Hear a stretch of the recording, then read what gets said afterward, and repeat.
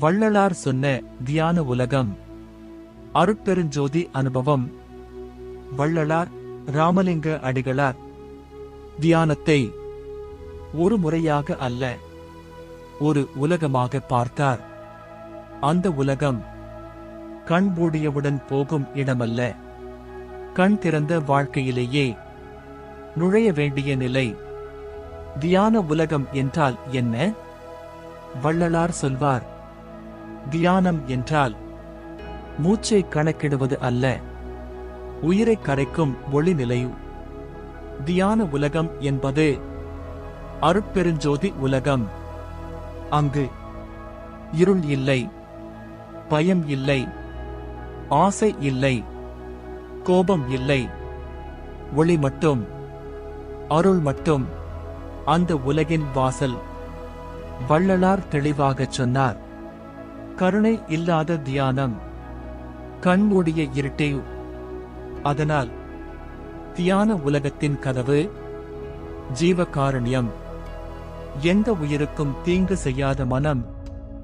இதுவே முதல் கடைசி நிரந்தர தியானம். தியான உலகத்தில் மூச்சு, அங்கு மூச்சு கட்டுப்படுத்தப்படாது, மூச்சு அமைதியாகும். இழுத்தல் இல்லை, பிடித்தல் இல்லை, தள்ளல் இல்லை. உயிரே ஒளியாக மாறும். உடல் மனம் உயிர்நிலை. தியான உலகத்தில் உடல் சுமை இல்லை, மனம் அலை இல்லை, உயிர் எல்லை இல்லை. வள்ளலார் சொல்வார், நான் இல்லை, நீ இல்லை, ஒளியே நான். அந்த உலகில் காலம் இல்லை, அங்கு நேரம் ஓடாது, நோய் நுழையாது, மரணம் கதவு தட்டாது. அதனால்தான் வள்ளலார் சாவில்லா நிலை சாத்தியம் என்று அறிவித்தார்.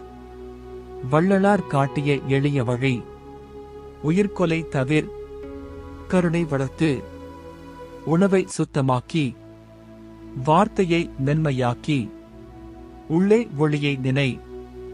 அப்போதே தியான உலகம் உன் உள்ளே திறக்கும். இறுதி வாக்கியம் வள்ளலார் ஞானம்.